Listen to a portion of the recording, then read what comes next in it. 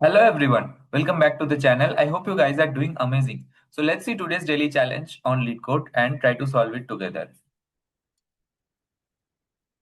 So we are having fruits week on Leetcode.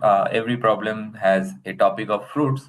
So you are visiting a farm that has a single row of fruits, trees arranged from left to right. The trees are represented by an integer array fruits, and the fruits of I is nothing but the type of fruit.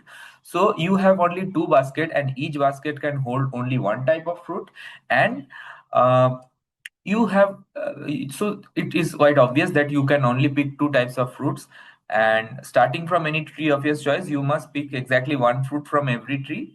While moving to the right, the picked fruits must fit one of your baskets. Okay, once you reach a tree with the fruit that cannot fit in your basket, you must stop. So what you can do is that you can pick only two elements and they must be consecutive. Okay, so in other words, the problem just wants to find a subarray, find a continuous subarray that has only two distinct elements. This is the problem statement. So how many number of fruits can you take in maximum? Okay, so given the integer array fruits, return the maximum number of fruits you can pick. So you can see that in this there are in the whole array there are only two types of fruits. So you pick all of them, and in this array this is the maximum subarray. So this is a typical sliding window problem. I mean, if you have a good practice, you should be able to, I mean, by looking at the problem only, you should be able to at least deduce this much that this can be solved by sliding window only. So let's try to take this first, third example, 1, 2, 3, 2, 2. So how exactly will you solve the problems?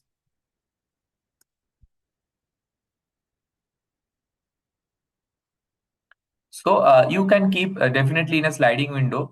Let's keep two pointers, L equals to 0 and R equals to 0. Okay. And what you can do is that you can track that how many are the types of fruits that that you have taken. So let's say we have taken a basket equal to 0. So as you increment, you in a loop, you just keep incrementing the right pointer. Okay. So and every time you just keep a track of how many numbers you are taking. And what will happen is that you can simply go to the keep increment as you increment. I mean, you can keep a map. Okay, if you see that you encounter a new element, you increment this basket value to 1. Okay, and you just keep incrementing the r pointer. But whenever you see that basket is something greater than 2, okay, so you keep then you keep shifting the left pointer also. So it simply means that r pointer and a ll pointer, if it starts from 0, at first r will go to this, then r will go to this. It will see that there are three distinct elements, then l will move to this. So now currently it will be like L is here and R is pointing to here. Okay, and then R will keep incrementing, and it will see that the count of the unique number of baskets never reduces, never gets more than 2, because uh, there are only two unique types of fruits, right? Okay, so you just need to define the criteria very clearly. Okay, so this will be the largest subarray which has only two kinds of fruits. So you see, this whole subarray has only two kinds of fruits. Okay, so you just keep your answer in a max variable, and you can just easily store the answer. So this the length of this subarray is 4, therefore, and that is the maximum length. Therefore, answer is also 4. So I hope you will get it easily. Main thing is the coding part here. The concept is very simple, as you can see. We need to implement a simple sliding window, but how exactly you will do the basket part and things like that, that's important. So let's see. Uh, you just keep integer in fruits. Okay, dot size.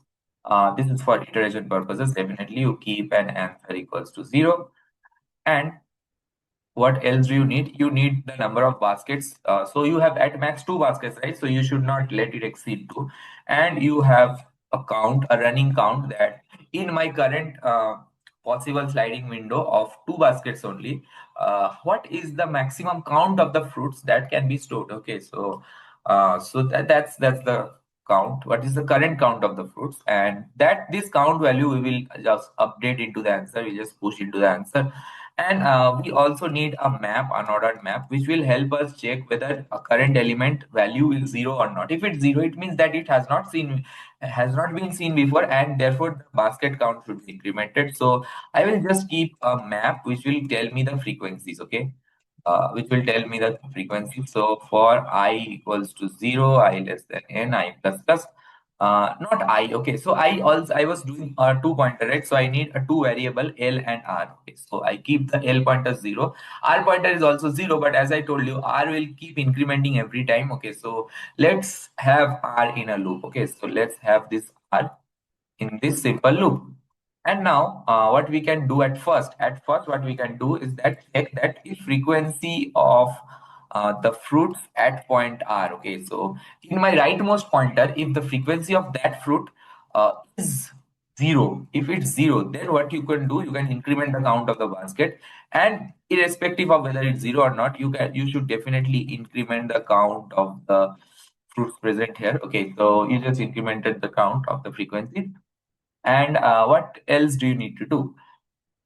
So now, what you do is that you need to also increment the count, okay?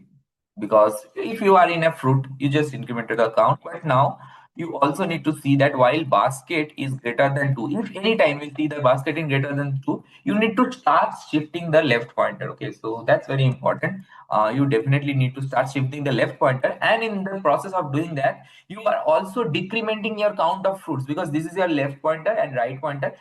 If your right pointers goes right, the count definitely increments. Okay, that happens in every iteration. But when the right pointer moves, left pointer moves right, it means that the window length is shrinking and your count value is also decreasing. So definitely, your count value decreases. And how will you understand when to decrease your basket? Okay, so when frequency will be 1, you decrement the frequency to 0 and decrement the basket also. So if I anywhere see the frequency of the fruits at point L to be equal to 1, I will just decrement the number of baskets also, right? Not only count, the number of baskets will also decrease, and we will make it 2 less than or equals to 2, right? So we will decrease the number of baskets, and definitely our frequency of fruits of L would also decrease. Okay, it will also decrease. So let's return answer. But what is our answer? Just wait. So our answer is nothing but maximum of answer comma count. So count at the end will store. When the pointer reaches here, when the compiler starts compiling and it reaches this place, okay, at this point, it is one thing is very clear that basket is less than or equal to 2. Okay, so because it has reduced this loop. So now, therefore, we have a valid count. Okay, so therefore, we have a valid count. So, so yeah, we have a valid count and we just update this into the answer. So let's see, let's try to run it and check if it works at all or we are committing some errors. So see, we get the accepted thing. If we try to submit it and check, it should be correct.